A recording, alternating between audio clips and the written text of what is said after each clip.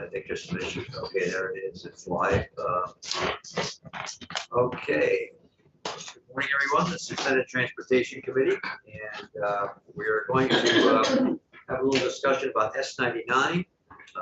We changed our schedule this morning because of the weather, so we are here with S99, a bill that Senator White had come in and talked about something to do with noise and exhaust systems, and so we want to get more information about it to find out whether it fits the bill that we have.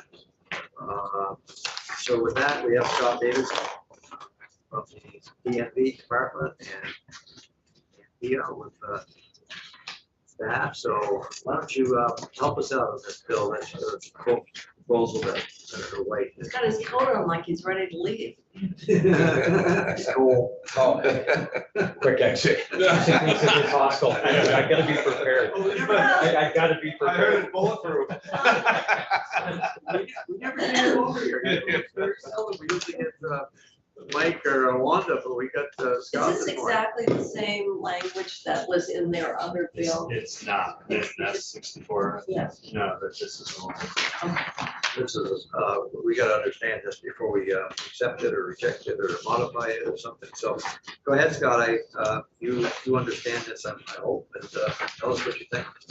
Absolutely. I'm Scott Davidson with the Department of Motor Vehicles, Chief Inspector. Scott takes care of all the inspection stations all over the state, so he gets all the problems. Oh, yeah. Boy, I wish. Remember last week we had some description of the brakes, so the pads on the brakes. Oh, yeah. Oh, yeah. Oh, yeah, I wasn't here, but yeah, you brought it. Yeah. We were here remote. Yes, we were remote. It props. We couldn't look at it. I didn't bring a muffler for that. Yeah. Or cattle. What about the catalytic converter? Did you pick a couple of those on the way in? Oh, boy, no, I watched the Subaru Forester do a 360 in the median at mile marker 74. But, Yeah. yeah. It's mile marker 74. It's up Bolton area. Yeah. Oh, well, that's. Yeah, that's it. We got it. Yeah, decided to take a shortcut from the northbound lane to the southbound lane. It Didn't was quite that, make it. it was that slippery. Yeah, yeah. You know, I have to say, I think about, and I've never missed a day coming here on Route 2, but one time it was so icy, came down the other way, that hill down past Molly's Pond, and I did 360s. I went through all 3 lanes and ended up on the opposite side of the road, still headed to Montpelier. And you say, how lucky if Yes. another vehicle had Yeah. come in. Everybody's right on You know, and just, it was glare ice, and you had no traction at all when you hit that section. And so much of what happens when you have these is there's oncoming traffic. Yeah. As you know, Scott, we're doing a bill on You don't need that cup of coffee, do you? What? You don't need that cup of coffee after that, do you? No. And I kept on driving. We're doing a bill on catalytic converters. We're trying to do away with it. It was just amazing, the testimony to hear how valuable that those little things. You ever seen them? Have you ever had access to look at what's in those catalytic converters? I'm sorry. Catalytic converters, the precious metals. and Oh, stuff. yeah, They that's, have platinum and. yeah, there was a $800. There was a trooper, Ben Katz, that came here and testified, Yes. and you passed a bill that Yes. it really prevented that for a while, working with the scrap yards to actually log and track and, Passing it right now. yeah, it did a lot of steps, but from what it sounds like is they're just taking it out of state now. Yeah, that's what they're doing, I'm sure. Yeah, yeah, and it's not just here, it's everywhere, and I don't know where it found that it was that valuable, whatever those little stuff is in there, you know, it's just. it's a lot of work to cut those out. Yeah, they gotta sell them Yeah. down, take them off, and, anyway, okay, let's get started on this one this morning. Tell us a little something about this one. Okay, well, I took a look at this bill and I looked at it, you know, from several different perspectives. One, I was just curious, for the first part, why you went with the Title 19 definition of state highway and town highway versus Title 23's definition of public highway. I just wondered why there was a difference. I don't know, it isn't our amendment. This is not ours, so we want these questions. Yeah, Anthea must know. Yeah, I just wondered why that definition was used, and for curiosity. I can't remember why I used Title 19, but I will say for the structure of the amendment, I can go look at the differences. I always have to refresh my memory on them. What's not highlighted is currently in the bill. What is highlighted is what Senator White is proposing to change around things. Yep. I can look at why, what the differences are between the two of them. I frequently have to refresh. That was more of a curiosity thing, that's all, because it isn't in the previous statute, and it was something that was added, and I just was curious. Yeah, so I would say that it is addressed in the existing statute where you'll see in, if you're on lines 17, 18, and 19, current law says a motor vehicle operated on any highway shall be in good mechanical condition and shall be properly equipped. The reason why state or town highway was being added in was to reflect that these requirements would not apply if it was being used off of the state highway system. And you'll see that that is repeated in the language that is in the bill for motorcycles shall at all times be equipped. On page 2, lines 15 and 16, operated or driven on any state or town highway. And Senator White's proposed amendment at the very, very end, just to be sort of extra clear, and I think this helps because there's more to the statute now. There's then the explicit exemption in subsection D, the prohibitions of subsection C of the section shall not apply when a motor vehicle is operated anywhere other than a state or town highway. So that was the reason behind why state or town highway was being defined. And I don't think it's entirely inconsistent with existing law, where this is probably only being enforced if it is on state. Yeah, it's the inconsistency that I have a concern with, because law enforcement, when they go to the police academy and they get Title 23 or motor vehicle law instruction, they're instructed on what a public highway is, because everything else in that statute is based on Section 4, subsection 13 on public highway.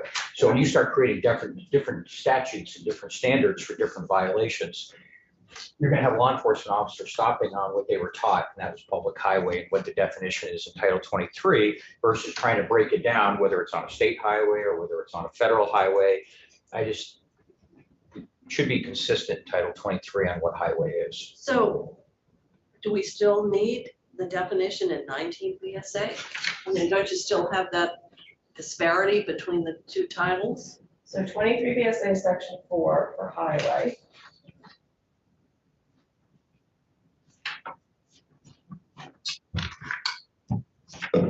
Is it 23? So 23 VSA section 4 subdivision 13 defines highway, road, public highway, or public road shall include all parts of any bridge, culvert, roadway, street, square, fairground, or other place open temporarily or permanently to public or general circulation of vehicles, and shall include a way laid out under authority of law. I would say that that is a broader definition than the definition of state and town highway that comes from 19 VSA.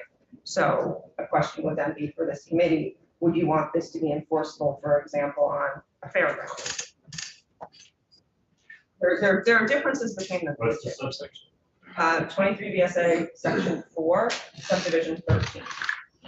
And you do not get, I don't think, a definition specific to state highway or town highway in 23. You do not. Those are only in Title 19. So the question would be, we have Title 23. Title 23 has violations, red light, stop signs, yielding for intersections, speeding, etc. And we go on the public highway standard. And the public highway standard and the definition of Title 23 is what's open to the general flow of public, i.e. a parking lot. So if a car is in the Shaw's parking lot and it's open to the general circulation of the public, it's a public highway. Law enforcement can stop you for not being inspected, can stop you for other motor vehicle violations within that, exactly, DUI. Well, DUI has separate definitions. But if you break it out into state highway versus road highways, then law enforcement can only stop a vehicle with a loud muffler on a highway, on a state highway, or on a federal highway. But then law enforcement has to decipher which definition goes with what statute. And I think that is just going to cause confusion, where I think an officer is going to have a violation on a public highway as they were taught for Title 23, and they're going to stop the vehicle when it So based on two different definitions of state highway in Title 19 is going to become confusing. So I can change this if you want. It would not, it would be taking out subdivisions 3 and 4. It would be taking out the state or town on line 18. And then it would just continue to say it's using highway and it's in Title 23, the 23 VSA Section 4 definition applies. But then the exemption specifically, The exemption would change too, but I was just talking about what's like in your bill but right let me ask, we have a definition of state highway in 19 VSA now, Yes. right?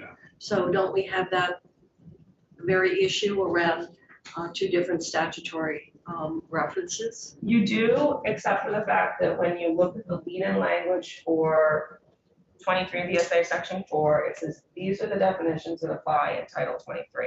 And what Scott is talking about is if law enforcement is being taught the definition of highway in Title 23 and all of the motor vehicle violations are in Title 23, and I will say there's a different definition for highway for DUIs to address that you can't get a DUI at certain like driveways and things like that, and that was based on a Supreme Court case. The discrepancy would be that there would be narrower enforcement because the definition is different.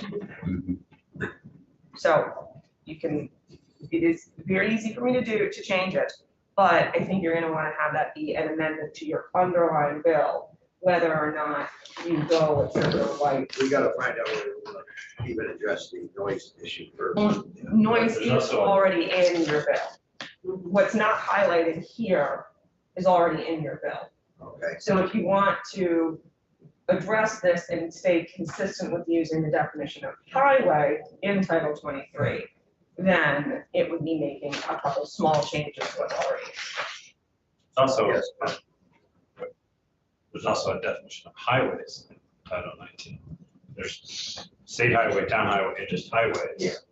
Yeah, that's what's referenced here in the No, this is, 19. Well, I was using the definition of state and town highway just so people like understood that it applied to it. But there is a definition of highways in Title 19 that is also different from the definition of highway in Title 23. right, I just noticed that. So how do you deal with that Well, that's just it. I can't have a right different now? definition We got it right for now. highway and for every section of Title 23. It should be one consistent definition, and that's in 4. Well, the definition of highways in Title 19 doesn't apply to Title 23. So everything that Scott is talking about is used in Title 23. I don't think he's talking about anything that's in Title 19. And I cannot see to why there's a difference between the two definitions. I think it's been there for a long time. I'm trying to remember the conversation we had last session when Christopher Bray's bill was before us on this topic. And I remember clearly defining a distinction in this conversation. One, operating a vehicle that's loud versus inspection of the muffler. And I thought we were in agreement that we wanted to have consistency for motorcycles, that when the motorcycle is inspected, it has to be a certain standard. That is different than empowering law enforcement to pull people over with decibel readers. But I'm getting confused, and what we had in the DMV bill was really just about inspection, wasn't it? What you have in the DMV bill has to do with the fact that there are federal requirements already that apply to motorcycles for the labeling, that a motorcycle that would be manufactured after, I'm gonna get the year wrong, let's say it's 1988, needs to meet this 83 decibel standard. And there's a requirement, and I have the language pulled up if you want to see it, in the Code of Federal Regulations that says you need to have this like thing on the muffler, and it's to the manufacturer's responsibility to put it there. So the language that's in S99 at present says there needs to be this thing present on the muffler. I would say that Of a motorcycle. on For motorcycles. inspection purposes. No, in general. We're not gonna, yeah. But I mean, you theoretically could have a law enforcement officer who says, that sounds really loud, pulls it over and looks for, And we do that now with snowmobiles. and that is consistent with snowmobiles. Under that same Code of Federal Regulations, there are similar labeling requirements for heavy trucks. What there isn't is a labeling requirement, and please correct me if I'm getting this wrong, a labeling requirement for like what you would consider like a car that someone would be driving. So there's not that same ability to say, I see that thing on the muffler for a car as there would be for motorcycles, snowmobiles, large trucks. just a quick continuation to that point is I remember being very comfortable with having a requirement for inspection purposes so that people aren't making their mufflers louder, and if they do, then they fail. But I don't remember being comfortable with having all of a sudden an expectation that law enforcement's going to police. Right, how would they enforce it?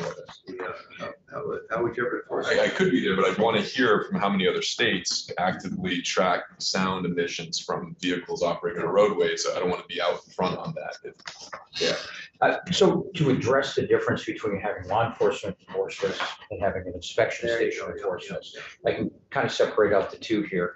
The first one is, as you all know, we rewrote the periodic inspection manual. It's 567 pages. We got it down to 162. One of the three goals was to restrict what was in the inspection manual to what addresses the safe operation of a motor vehicle. And I dare say that how it ballooned from 162 over the years to 567 is getting away from that premise of what a safe operation is. And that's why we have an inspection manual, and it's a safety inspection to ensure the vehicles are safe on the road. Noise is not a safety concern. And you're asking an inspection station now to enforce noise requirements versus safety requirements. So that's kind of the distinction I have. The second distinction is with motorcycles. If you take a motorcycle, and this is not uncommon practice, you get it inspected with its original manufactured muffler. Right. And then you leave your inspection station with your sticker and you swap it out with the aftermarket. That can be done with a car, that can be done with a motorcycle.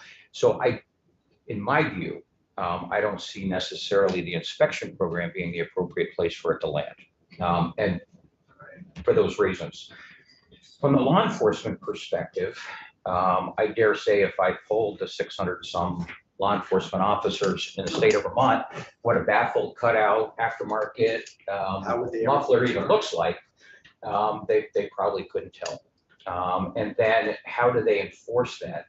On the roadside, do the officers crawl underneath the Honda Accord parked on the side of the road to inspect it so they can testify that it has a baffle, cutout, aftermarket, or doesn't have the proper markings that are related to the EPA? Do they have the ability to recognize the vehicles that are made with the cutout switch? And there's a list of them from the Corvette to the Mustang, and all of them meet EPA requirements. Are we going to issue them creepers to crawl underneath the cars? Or are we going to expect them to do it in uniform? Or sound decibel meters or whatever. I mean, everybody would have to have one. And and that's. And is it at idle, or is it at 1,000 RPMs, or is it, where is it? So then you got to look at case law. So if you do buy meters for all law enforcement officers, which in all argument, you probably would have to. I'll use an example. If I work out of the Derby Barracks and I'm assigned to the Canaan Outpost, which is probably 40 minutes, Longer, yeah. 40-minute ride from the Derby Barracks. And if I'm a trooper and I stop a car for loud muffler and the nearest decibel meter is at the barracks, am I going to hold that operator at roadside? And am I going to sit at roadside and wait 40 minutes for that trooper to show up with the decibel meter, assuming there's another trooper available to bring it to me? And now we tie up two troopers in Canaan, for a significant period of time in order to properly manage that. And if we were to buy decibel meters, we would have to train all the officers in standard in which to use it, because the decibel meter just doesn't read decibels. Are you reading that decibel meter from the front of the vehicle, the back of the vehicle, from 50 feet, from 10 feet? There's a standard that's laid out by SCE. Yeah, it says here. Frankly, I don't know the standard, but we would have to train the officers, and then the court would have to accept that as an expert testimony of law enforcement to say that they properly used the decibel meters, that it was calibrated, maintained in order to measure what those decibels meters were. And then you look at case law, the officer goes to court, and let's say it is a DUI arrest as a result of a muffler stop. Now the stop's going to be in question. And they're going to say that, how did you know that that car was over 83 decibel meters when it drove by you at 35 miles an hour? Right. It sounded loud. Yeah. And then that case is most likely going to get thrown out.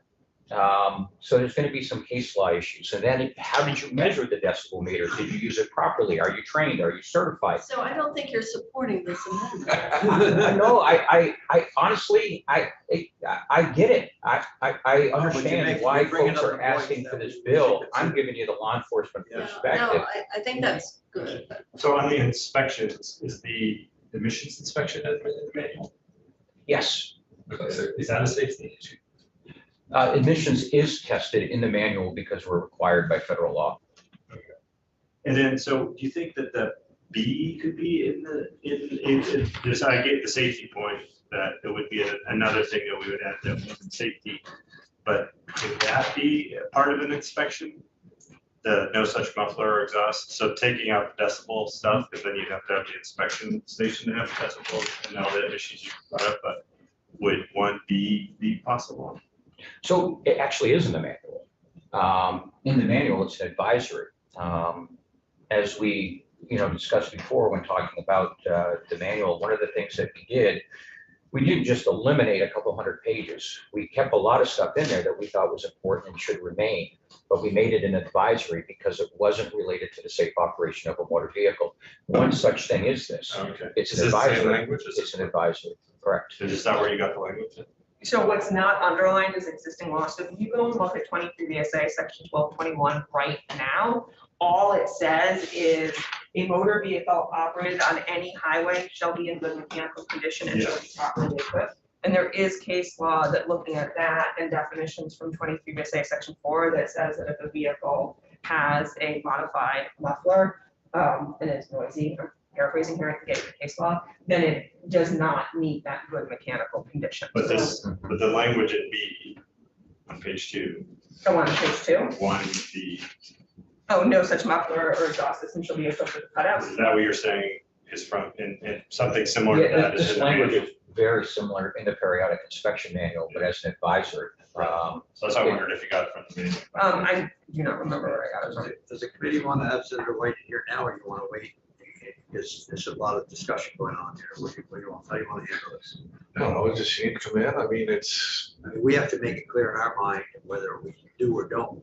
And yes, I think what Senator Person was just gravitating around, which is similar to where I am, is I agree with all the concerns about how we measure data. It's not easy. And so the decibel language seems to be very problematic from a variety of fronts. But the section B on page 2, 9 to 13, I'm interested to understand what the implications of just such a requirement, because what we're after, and I've had this on my 8 years on the South Burlington City Council, there are people that engineer cars and motorcycles and make it really loud and discomfortable, and they were driving at 10, 11 o'clock at night. And I'd like the law enforcement, if they see that, to be able to pull them over and to address it. But I don't know how to empower law enforcement to be able to. how do they know if it's loud? That's what I'm interested That's in. what I'm saying. How would they ever know if it's loud? I mean, every motorcycle is loud. So what would they just pick up one? Then they have to test, Not the electric ones. not the electric, ones, right? and what is, and, It's like they're engineered to be loud. I mean, Well, I've yeah, heard that. that's- Yeah. well, what is, how loud is 83 decibels? Yeah, I have no I idea. can answer that. I brought a decibel chart, and I don't know how accurate this is, but I downloaded it off the website. If you folks want to take a look at it, these are comparables, lawnmowers, city traffic. City traffic's 85. The noise ordinances usually do cover this, right? They don't have to have the source, so a town can pass a noise ordinance after 10 PM at night. The city of Burlington has city ordinances pertaining to I got loud a mufflers. guy in my town, he's on a curve, and when people come around the sharp curve, they gun it, but he's always complaining to me, but he's on a curve, I mean. Some slow down for the curve, then they open it up again, so. Subway train at 200 feet is 95 decibels. Power mower is 107. Well, I think that's why the decibel issue is difficult. It was easy for the motorcycles because it was Right. already. You're just wondering whether B could, but it's, Well, I there- understand that your concern is we start adding back to the non-safety issues. We're gonna have back up to 500 pages. But you also said that this is advisory now and that they're looking at these exhaust systems as part of the inspection. But it wouldn't disqualify the vehicle from getting inspected, I gather, if it's just advisory. How loud's a telephone dial tone? How loud would you guys say? Yeah, but on your, 80. Is there any other variation besides advisory that we could consider in the manual to not be failed? Yeah, that gets into what you don't want to be. For me, it's a slippery slope. So if we start getting away from the safe operation of a motor vehicle and having our mechanics in our inspection stations enforcing Title 23 law, Should be a disaster. I think we get back to where we were. That's my concern. But the other concern is there's already a way around it. You swap them out after you get it inspected. That's, Yeah, that's easy. You can do that, sure. and how long is it? You could probably, how long does it take to swap out a muffler? So But we could say that be considered in good mechanical condition, that there isn't a modified muffler. But it would have to be a very specific case that where they would ever show. But who's the burden on that? On the, Yeah, it would have to be somebody complain and then they pull over the vehicle and then say, yes, this is enough. but how would they determine? You gotta have a tool to determine it, right? Yeah. And you don't know if it was an open throttle, full throttle, or half throttle. Well, this is just about a cutout bypass or similar device in any way that limits the effectiveness of the muffler. But does the cop have to determine whether they're right or wrong? Or? Yeah, they'd have to go under the car and Oh, say. no, God, we can't do that. But I want to link back to something Anthea said, what constitutes good working conditions, which is the legal requirement or whatever. And does B actually fall under that statutory provision that exists now? Which is what I thought you might have been saying. Advisories ever trip up down, so if they got like 7 advisories, there's never. And I also wondered, like, if you put in 3, nobody should, I don't know, like, you still have the enforcement problem. some type of factor that you couldn't fail to examine legally. So that you can. Just don't want to do So, something. you can't Senator enforce. Mitchell, to your question. Vermont's law currently provides for and I'm reading from an email that I've written to people when they ask me about this. Vermont's law currently provides that the motor vehicle needs to be, and this is in existing law in 23 VSA section 1221, in good mechanical condition and properly equipped. The Supreme Court of Vermont has held, in the context of someone being stopped by a law enforcement officer based on the sound of the vehicle and the belief that the muffler was not in working order, that in conjunction with 23 VSA section 437, that you are required to have a functioning muffler, and that's state the, or I'm not gonna pronounce this right, Beauregard 20, it was from 2003. This is a quote from the case. Section 1221 of Title 23 requires that a motor vehicle operated on any highway shall be in good mechanical condition and shall be properly equipped. Under Vermont law, in order to be properly equipped, a car must have a muffler, 23 VSA section 437. Thus, to comply with statute, cars driven in Vermont must have a muffler that is functioning in good mechanical condition. The definition in 437 is the definition for A working muffler. standard equipment and properly equipped as applied to a motor vehicle shall include adequate tires, headlamps, tail lamps, lenses, reflectors, brakes, muffler, rearview mirror, windshield wiper horns, windshield, and a number of other things. And then it talks about safety seat belts and other things, defrosters and things like that. Interestingly enough, now that you've got electric vehicles, I feel like you've got statute that like doesn't address the fact that they don't have mufflers. So like you don't need to have a muffler on all cars. So statute hasn't really kept pace there. But existing statute, existing case law says you need to have a functioning muffler. And the word muffler is to muffle noise. If these cars are emitting a lot of noise, then by that good judgment of a police officer, it's defective. And some mufflers are just louder than others. I mean, some are just designed We differently. can even enforce cell phone usage for the officer, can't even enforce cell phone usage. You fail every time you try to penalize someone because you can't tell when they had it in their hand, when they don't have it. How are we gonna control sound? I don't know. But from the line of questioning from Senator Kitchell in your response, right now, current law is that the muffler must be functioning. And if it's exceedingly loud, and police officers thinks like they engineered it to be really loud, they could conclude that it is not in a good function. Even now, even now. I was saying, so if you look at what is in S99, it's not changing existing law. What it's doing is it's adding the reference to federal law for purposes of the labeling of motorcycles. Senator White's proposal would be requiring decibel levels be met. That is not something that can be shown at present because it's not required under federal law, that there is that manufacturer's added sticker or plate. So it's a different approach. I will say that there have been so many different iterations of language that has been proposed over the years to amend 23 VSA section 1221.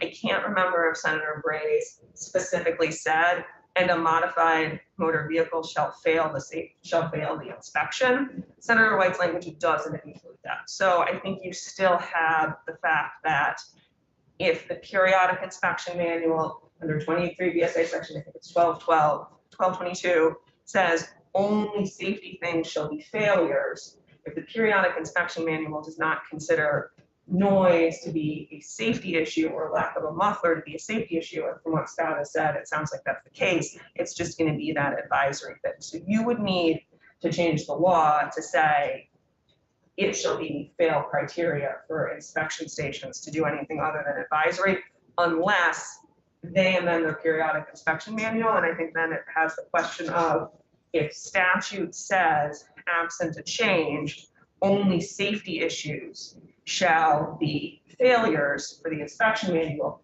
is it then consistent with legislative intent and within statutory authority for the DMV to itself say noise is a safety issue if that's not actually what the General Assembly thought to be a safety issue when it made that amendment?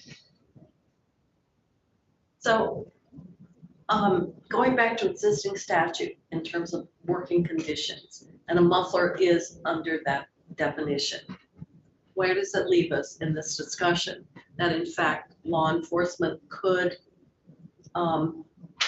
pick up some vehicle where it appears that the muffler system is not working properly? I think that the law enforcement officer could pull over the vehicle, and then for all the reasons And they that could do it Scott right said, now. They could do it right now, and then for all the reasons that Scott said, I think it would be a tough case to litigate. So, but I guess what we could say is we've examined it and that in fact, the current law allows it requires a working condition, and if that could be the case, then there's authority to for law enforcement to stop that vehicle. Now, whether they will in practice, is a different issue.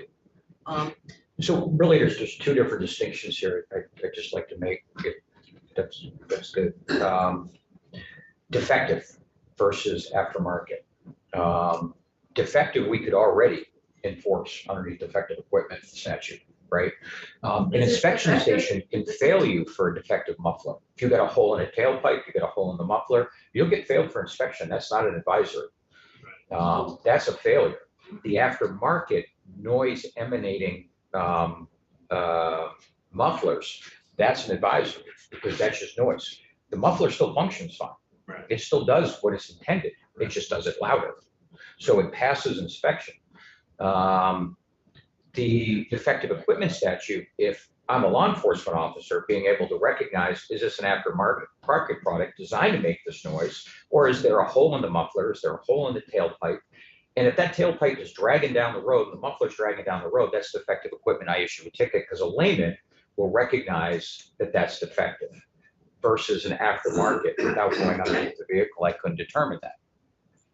So you're not advocating at all for, because it's not a safety item, noise, but if it did get to that, even the inspection stations at that point in time would have to be trained in decibel meters and all of that, and they'd have to be. Yeah, and that opens up a little different can of worms as well. So we then have to train and certify all our inspection mechanics, approximately 3,200 statewide, in the use of a decibel meter to be able to do so. So if they're required to testify later down the road in a civil hearing or traffic court, that they can testify that they tested that vehicle according to standard, according to training, according to certification, then the inspection stations may take exception to that because now they have to pay their mechanics to go to traffic court out of their pocket. It doesn't sound like anybody here is supportive of the decibel thing. So, but my issue now is if the vehicle can be in good mechanical condition with just a very loud muffler. So even if it was very loud and an officer pulled over the vehicle, they wouldn't have anything under the defective equipment language or the good mechanical language to tell them that they can't continue to use that very loud muffler. And so I think the interest from several people is like, is there anything else that we could give them? There's a question of whether they would actually have the time to do it, which we know is no. But in those certain circumstances where the municipality, for whatever reason, has decided not to pass an ordinance and try to enforce it, that state law enforcement could say this is not in good mechanical order because it is just very loud. And or instead of trying to define loud, just say you have what this language in B or in 3 under B, which just says you have modified the muffler to make it louder from what the manufacturer did. So I was going one way in this, but with what you just said, I'm now leaning back towards liking B. Even if I think if I just heard you correctly, if you get your car inspected and there's a hole, it's defective, that will fail. That's not an advisory. But right now, if there is intention, aftermarket equipment to make a muffler louder, that's just an advisory and not a fail. I actually, As long as the muffler still functions when I think properly. quality of life and transportation goes through every one of our communities, driving by where our houses are. If we are failing for a defective muffler because it's too loud, I am supportive and very considerate to the neighbors and people that complain to me that you should also be failing if they are intentionally making these things louder. So I'm not opposed to B. But the muffler isn't failing because of its noise, because it has a hole in the tailpipe of the muffler itself. It's failing because it's letting off toxic gases. It's not filtering the gases. The aftermarket isn't doing that. So that's why it's defective. The aftermarket is doing that.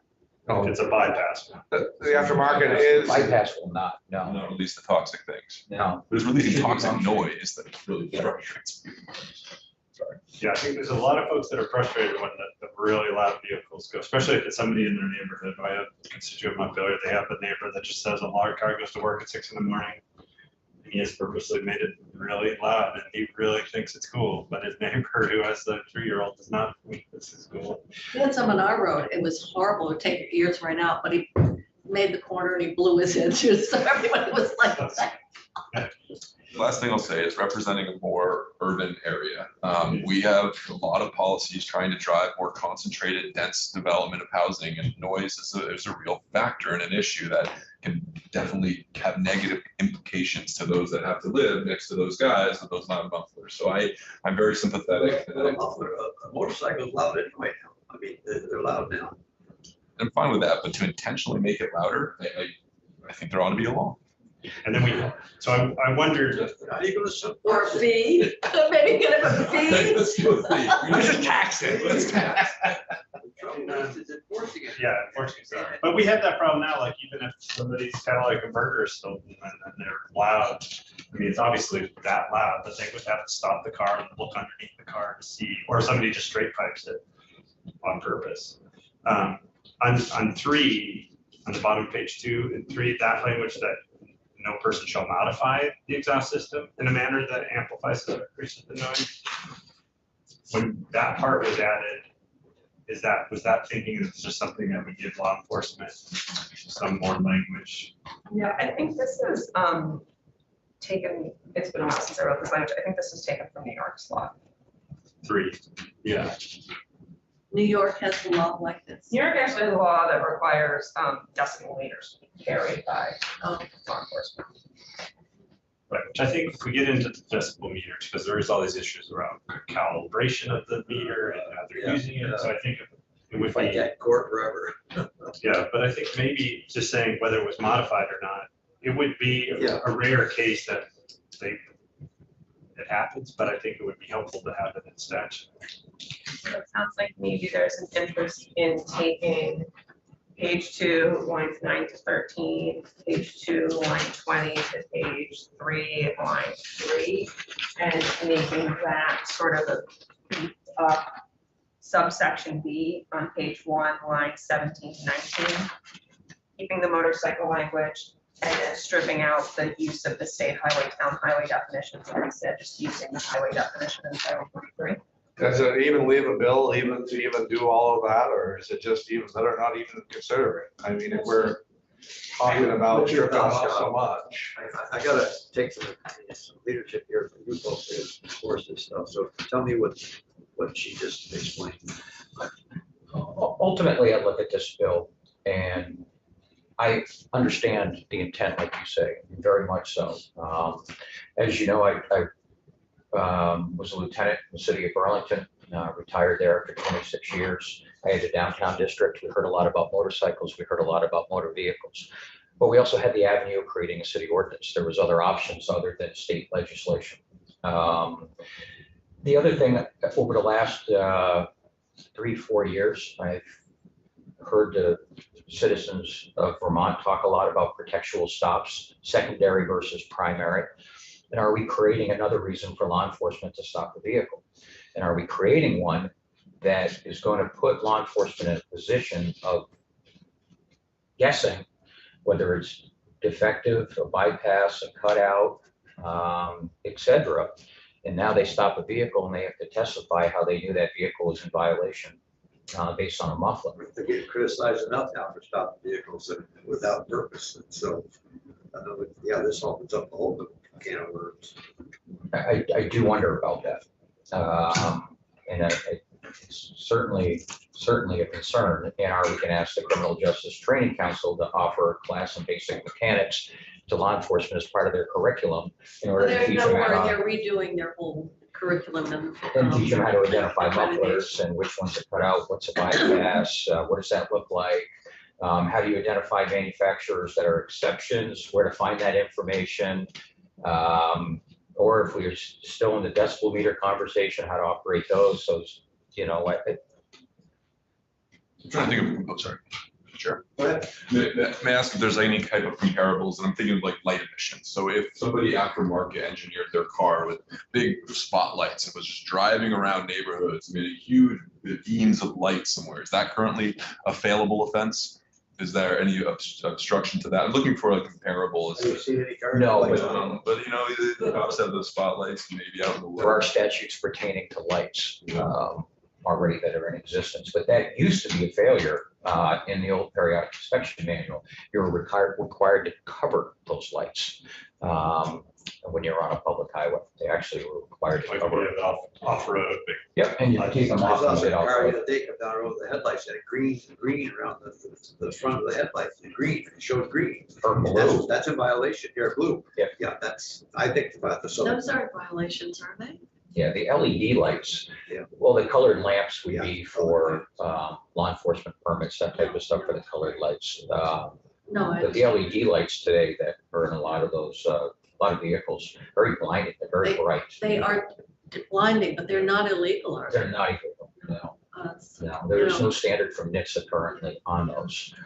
some of them are just, actually, they really are a safety issue because the oncoming traffic, you're blinded. And as some of us get older, our We night get driving blinded. isn't as good. No. I definitely know my night vision is not as good as it once was, and driving at night is not my favorite thing anymore. And those headlights certainly have. Don't replace those headlights, they cost a fortune. Replace the whole I thing, did- there's no more bulbs I anymore. did put some runners once in mine, and it cost me about $1,200 before it's all said and done. Yeah. I know it's almost like a arms race, like, well, I'll get brighter lights so I can. Yours got a game on it? Yeah. Made a difference to me. It's like, boy, this is, I can see something now. Scott, do you see there's any way that the state could, because I hear this complaint kind of every year, not tons of people, but I get it from people saying, like, isn't there something that could be done? But, have you guys thought of Give anything that municipalities could be their done, own- other than having a municipal? This is like we discussed with Rust on Rotors, right? I don't know the cookie cutter approach. What I do know and what I'm providing here is a law enforcement viewpoint. Most officers aren't going to identify this. Most of them aren't going to research manufacturers, aren't going to crawl underneath cars and look at tags and identify whether or not they're aftermarket. And some aftermarkets are perfectly illegal. But what's the difference? I don't know. And I'm going to issue a ticket based on that, or stop a car based on that and say, I thought that was too loud. and then testify in a court of law saying, I have expert ears, I identified that vehicle was too The other loud. thing is the more opportunities to stop vehicles, the more you put law enforcement at risk. Those traffic stops are so dangerous. It's gonna be tough. My Cadillac Converter stolen, I'm driving it around, do you think the officer should pull me over? No. No. Not unless they have a decimal meter. So what do municipalities, So, yeah, if they want to do it themselves, they can do it themselves, municipalities, that would work. Municipality, if they want to enforce this noise, can't they They do it could pass their themselves? own noise ordinance. Yeah, city ordinance. Why didn't you do it yourself? We do, and so it's there. And that was my question. Can you confidently say that all the towns currently are empowered without charter changes to pass noise ordinances? That if there's a kid that's engineered his car and just driving everybody nuts in his neighborhood. I think they've done with Jake brakes, those type of brakes, a lot of them have said no Jake brakes within city ordinance. So how does the city officer enforce that? What is South Point? You said they had it. I don't know how much we enforce it. It's just sometimes those ordinances are ones you don't have to enforce. People just abide by. So I can look into that, but I love. I'm just curious to see if the municipality has it, what do they do? Do they do the testing, or how do they stop a car? It may be loud to one trooper, the other trooper can't hear it. I'd have to get back to you. Okay. The issue of ticket. I don't recall any as a supervisor with the city of Burlington being issued. But there was a lot of Burlington when you were City talking. ordinance on mufflers, correct. It seems like we're all sympathetic to and it's really in egregious cases. But after the testimony and the complexity and what it would take to implement, and what the impact it would have on law enforcement, if in fact that's where the expectation would be, as opposed to, I'm still back to what law enforcement can do now in terms of meeting the requirement of good working conditions. As it would relate to this, but the fact is that may be on the books and theoretically be possible, it ain't happening. Law enforcement right now will issue a defective equipment ticket to a muffler that is clearly damaged, broken, hanging down, clearly got holes in it, something where a law enforcement officer can do this and say, yep, that's clearly damaged. They're not crawling under the car, but they clearly see it's a damaged muffler, it's not functioning as intended, it's defective, where they could do that, but they're not crawling underneath the Honda Accord on roadside to inspect a muffler. I don't. But if it's an obvious violation, they will take action on that. I guess we've circled around it. I mean, understanding all the complexity, it sounds, gee, we'd like to be able to, do something, but I'm not sure it's an easy solution. Just to clarify that point, the previous one, I didn't really hear your final response, but do you feel like right now municipalities have the tools available to them to regulate noise, addressing those circumstances we've discussed here? I don't know if all municipalities do. Not all municipalities have law enforcement to be able to enforce those. And the state police, I think if they were here testifying, they're going to testify that they are going to go into a town and enforce their city ordinances. So in the absence of having a law enforcement entity, even if you had an ordinance, I don't. Then the final comment, not to belabor the point, based on what you said, in that we would fail for a defective muffler with a hole in it that produces too much noise, meaning toxic noises. I, as just one senator on this board, would support also failing for aftermarket changes to a muffler to emit more noise because of the problems I've seen in my council role. I don't like the idea of cops having to carry meters and having to pull people over, but I do support the notion of having the inspection failed if there is something that is designed to emit more noise. That's just me. But again, how do you, that's a slippery slope in itself. I mean, you have an exhaust system that's an aftermarket exhaust system. And where does it say on that exhaust that it's any louder than a manufactured part? Then Where does it say that? well, and then we're circling right back to what we put on the inspection sticker and the extent to which the inspectors would have to have the training, would have to have the equipment, et cetera, to make a determination that what that threshold would be Because it seems like the Then I- 83 decibel is way too low based on a dial tone. Is that at idling or is that at 50%? Or, because I can guarantee you that, like, be careful, I'm gonna back off of that, but being in the car business for 20 years, I can tell you that we didn't sell very many new exhaust systems that came from the manufacturer. We went to Snell's or Bond Auto or whatever, and we got something that was a third of the price, that fit the car. We put it on there and off you went, and it was gone. And So aftermarket parts on vehicles are common because they are cheaper. And do they have the same noise as the, manufacturer's parts? It might be different. Is it the intent to make them louder? Well, bypass, you can figure that. That If the would be- mechanic does his or her research and looks into that specific part, can identify that part, where it came from, what company made it, go to their website, look it up and determine the intent of this aftermarket muffler was to make more noise. So I'm just saying a bypass would be easier to Yeah. determine, like whether it's bypassing, like. But that would be about it. If it was. Well, if you had a bypass, would that be only advisory? It's not a safety issue. Right now, as long as the muffler functions as intended, as long as it still performs. So I don't want to have them have to measure sound and so on in inspection. I'm just seeing the language, lines 9 through 13 on page 2. No such muffler exhaust system shall be equipped with a cutout, bypass, or similar device. I trust the inspection stations. I know the guy that I use knows how to interpret technical language like this. If you see a device that's installed, maybe we just need to clarify that language. But I don't think a car should pass inspection if there's a device that's been installed that's definable or determinable to be designed to make more noise. But as we talked about before, several vehicles are manufactured with a custom cutout switch, factory installed. They meet EPA requirements, they meet manufacturer standards. It's the Challenger, Corvette, Mustang, Camaro. They're already installed with those, and they are legal with the EPA. you have a cutout switch on any of yours? No. I guess the new one's coming out, on the electric ones, you can throw the switch on the electric ones, electric vehicles, when you want the noise. I don't.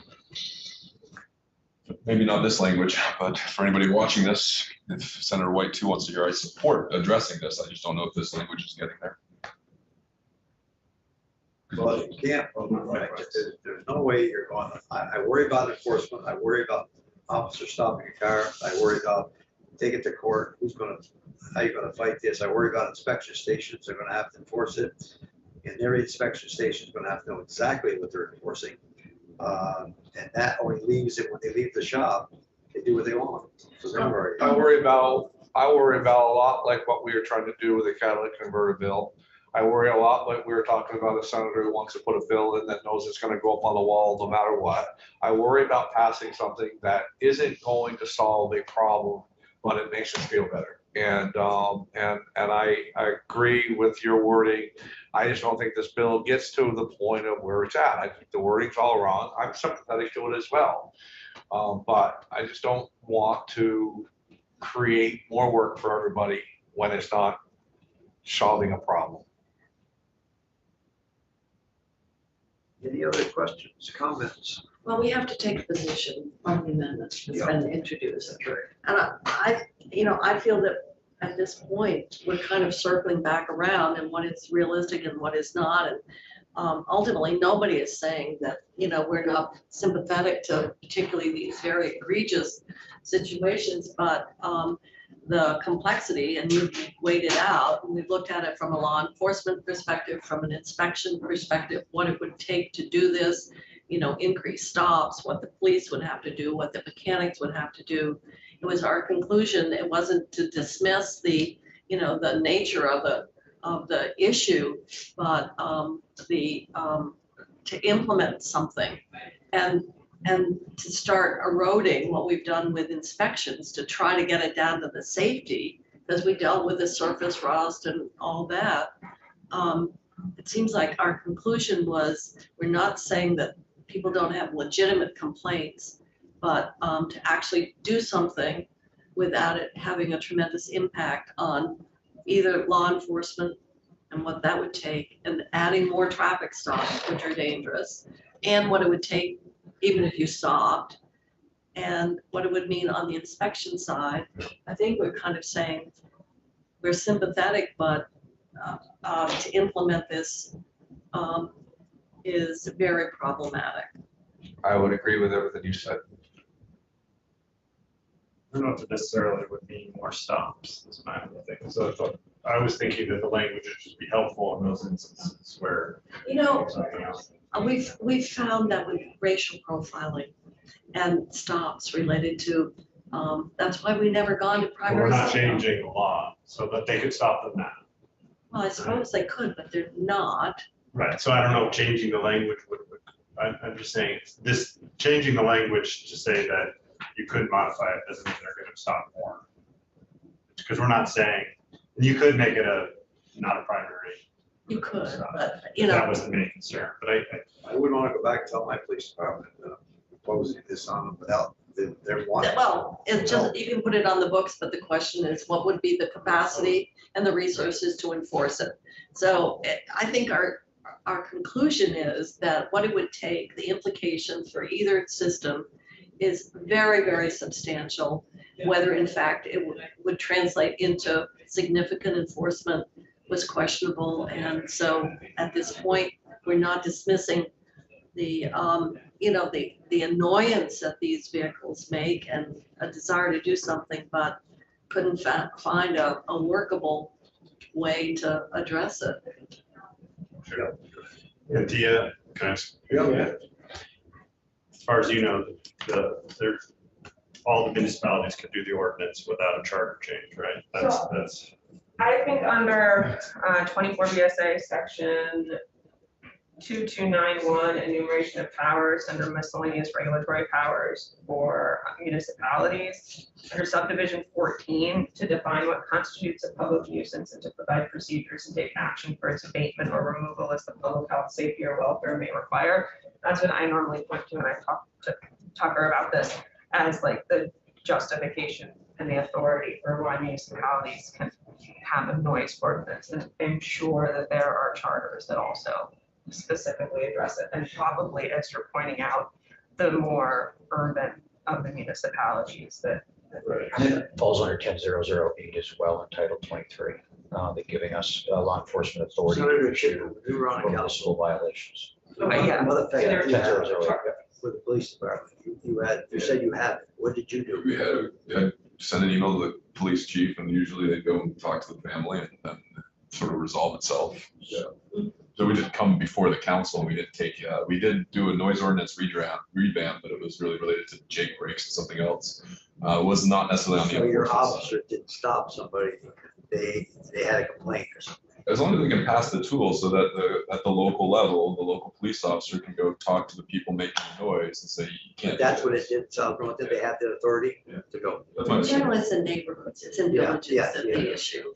Well, I know Virginia's always talked about Jake breaks. Virginia's, for years, they came here and talked about Jake break going down through Virginia's, because Virginia's on that hill. And somehow it's worked itself out. I've heard anything from Virginia for years. It's been bypassed. And the language you just said is global, so that's just all municipalities. Yeah, that's in have Title that. Okay. And they could do it now. Yeah, and then I just think, sort of circling back to where Scott started his testimony with, on what I would say is a technical correction. Do you want to change what is an existing bill S99 to use the highway definition of Title 23? With the motorcycle, Yeah, and for the existing statute, I think it would be a very short technical correction amendment that the committee could offer if you wanted to do. It would be preserving what's in existing statute, not like reverting to what I had suggested with the state town highway fees. I still think there's a question about fairgrounds and whether or not you would want to apply it there, but I think, Scott brought up parking lots, for example, and this would take away the ability of law enforcement to like stop a noisy vehicle in a parking lot. Do you recommend that this change occur? I think that for consistency purposes, law enforcement is taught the definition of Title 23, Section 4, subsection 13. That's what they know. They know the definition of a public highway. That's what they work with through Title 23. And for consistency for the entire statute, it should be the same throughout and not an exception for one section. I'm good with going with it's more broad, so it just makes it more like the parking lots.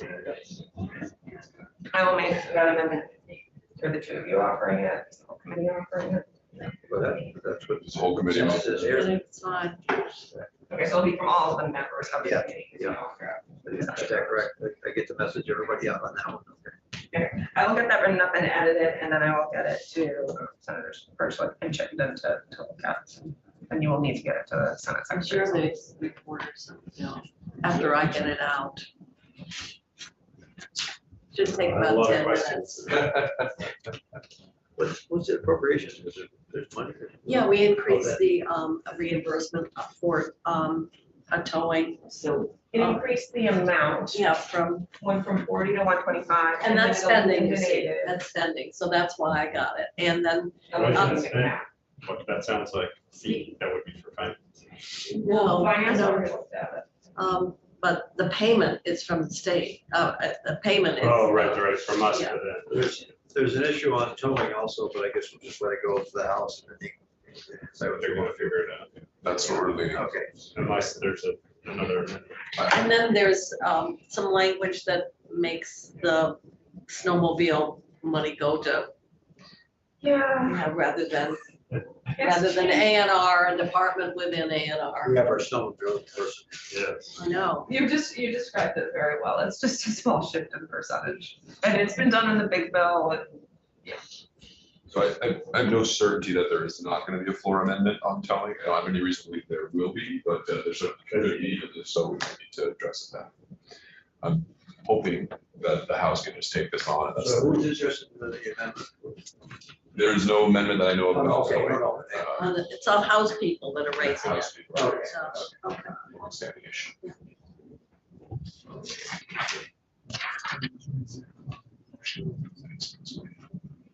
Oh, she is.